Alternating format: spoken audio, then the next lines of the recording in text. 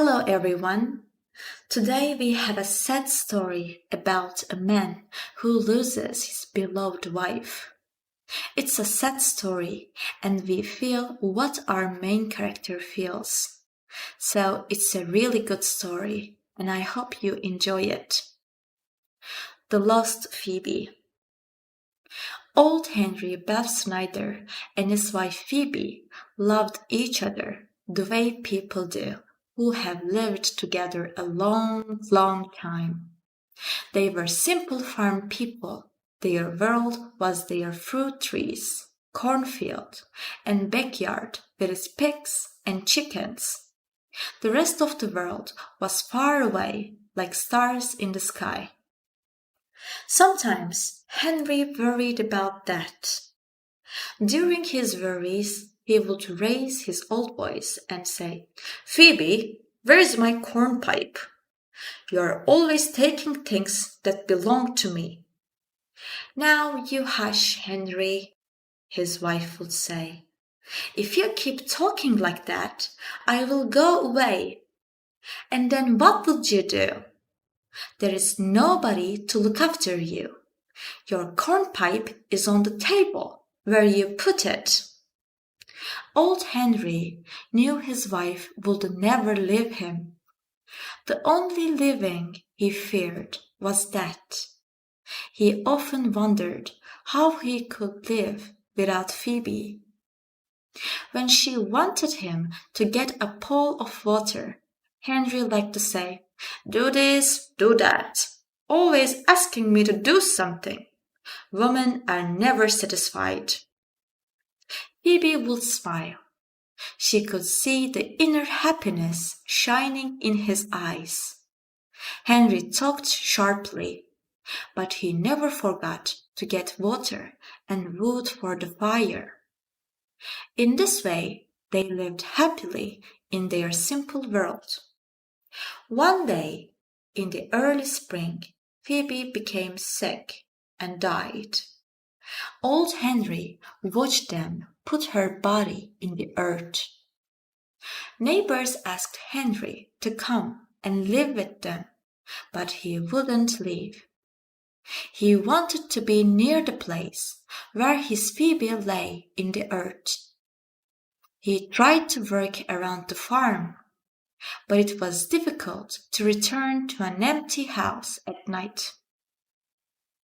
At night, he read the newspaper, but most of the time he just sat looking at the floor, wondering where Phoebe was, and how soon he would die. For 5 months he lived like this. Then there was a change. It happened one night after he had gone to bed. There was a bright moon in the sky. Its silver light fell on the old chairs and table in the bedroom. The moonlight on the chair and the half-open door made a shadow. The shadow looked like Phoebe. She was sitting by the table, the way she had done so many times before. "Phoebe," he called in a weak voice. "Have you come back?" The shadow in the chair did not move. Henry got up and slowly walked toward it. When he came near the table, he saw that there was nothing on the chair but his old coat. Another night, he thought he saw her again. He felt a soft wind blow in the room. When the wind blew away, the shadow of Phoebe went away too. A third night, when he was sleeping, she came to the bed and put her hand on his head. "Poor Henry," she said gently, "I'm sorry you're alone." He awoke and was sure he saw her leave the room. Phoebe had come back. Night after night, he waited. Then one morning, he awoke with a surprising new thought. Perhaps she was not dead. Perhaps Phoebe had just gone away. They had argued about the cornpipe, and she had left the house. Yes, that was it.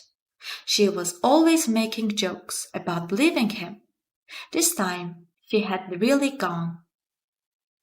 That morning he started to walk to the nearest neighbor's.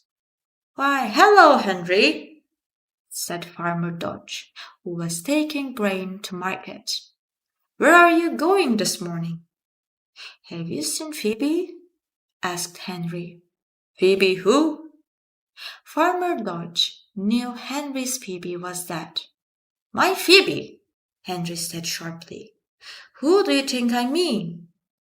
"You must be joking," said Farmer Dodge. "You cannot be talking about your Phoebe. She's dead." "Dead? Not my Phoebe. She left me this morning while I was sleeping. We argued about my cornpipe last night, and that is why she left. But I can't find her. She went over to Matilda Race's farm. Yes, that is where she is." Henry started to walk fast down the road. "The poor old man is sick in his mind," Dodge said to himself. "He has been living alone too long." Henry met no one until he reached Matilda's farm. His Phoebe and Matilda Race had been good friends. Phoebe must be here. He opened the gate and walked to the house. Matilda opened the door. "Why, Henry Rivesnyder, what a surprise!" "Is Phoebe here?" Henry asked. "Phoebe? Which Phoebe?" "Why, my Phoebe, of course." Henry smiled a little. "You don't have to keep it a secret. She's here, isn't she?" He looked inside the house. "Well," Matilda Race said, "you poor old man. Come in and sit down while I get you some coffee and food. I will take you to Phoebe. I know where she is." While Matilda worked in the kitchen, she talked to Henry, but he was not listening. He was thinking about Phoebe. He decided she was not there. "I will go now," he said, getting up. "I think she went over to the Murray farm." Then he was out on the road again. It was like this for many weeks. Every night he returned to his house to see if Phoebe had come back. Soon everyone in the area knew old Henry and answered his questions. "I have not seen her," they would say, or "No, Henry, she has not been here today." It was in the 7th year of looking when Henry came to Red Hill. It was late at night, and he was tired and sleepy. Years of walking and very little food had made him thin. After a while he fell asleep, with his head resting on his knees. When he awoke, it was still dark. The moon shone brightly through the trees. Henry saw a light move across the road. It danced through the woods. Was it Phoebe? He jumped up. He was sure he could see her in that light. Yes, there she was. The young Phoebe he had known many years ago. Suddenly he remembered her young beauty, her warm, friendly smile, the blue dress she had worn the day he first met her. "Phoebe!" he called. "Have you really come? Have you really answered me?" He began to feel young and strong again. He ran to follow the moving light. Then a soft wind blew through the leaves, and she was gone.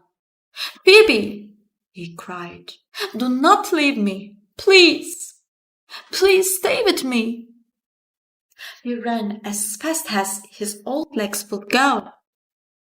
When he came to the top of the hill, he looked down into the valley of shadows below. Tears of happiness came into his eyes when he saw Phoebe again. Yes, there she was, down in the valley, smiling up at him. She was in the same blue dress. She waved a hand and seemed to say, "Come, come with me." Henry felt the strong pull of a new world, where he and Phoebe would always be together. He gave a happy cry. "Wait, Phoebe, wait, I'm coming." The next day, some farmer boys found Henry at the bottom of the hill. His body was broken. There was a soft, happy smile on his face, the same smile he had known when Phoebe was alive. The end.